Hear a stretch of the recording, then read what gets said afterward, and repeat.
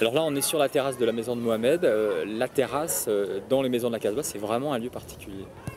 Oui, je crois qu'on appelle ça ici le royaume des femmes. C'est l'endroit où elles se retrouvent le soir pour prendre le frais après la journée.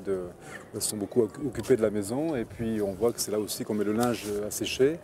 Et je crois que ça a eu un rôle particulier aussi pendant la bataille d'Alger, où on voit bien que toutes les maisons communiquent aussi par les toits et qu'il était très facile pour pour échapper à l'emprise des parachutistes à cette époque-là.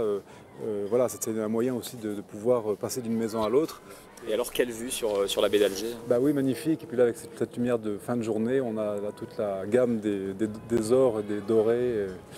Et je sais que voilà, c'est vraiment, pour moi qui dessine, c'est très stimulant, ça, c'est le genre de choses évidemment qu'on a envie de mettre sur le papier, quoi.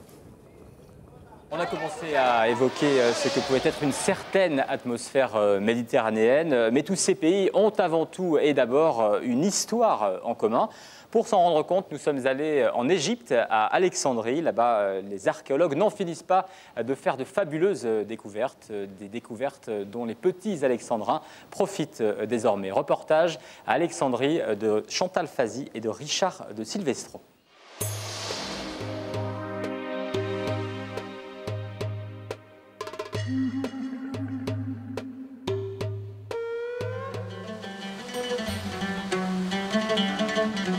C'est souvent à la mer que les Alexandrins confient leurs secrets, la mer qui pendant des siècles les a jalousement conservés. Ici, au pied du fort Qaïtbay, elle a gardé les restes du phare d'Alexandrie, une des 7 merveilles du monde antique, pendant plusieurs siècles. C'est une des belles pièces qu'on a pu ressortir de l'eau. On en a ressorti une trentaine en tout.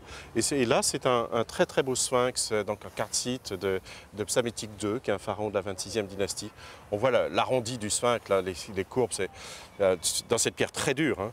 Et puis ici, il y a l'inscription hiéroglyphique avec le cartouche du pharaon qui permet donc d'identifier à qui appartenait ce sphinx. C'est répété d'ailleurs sur le poitrail ici. Donc 6e siècle avant Jésus-Christ. On est 3 siècles avant la fondation d'Alexandrie.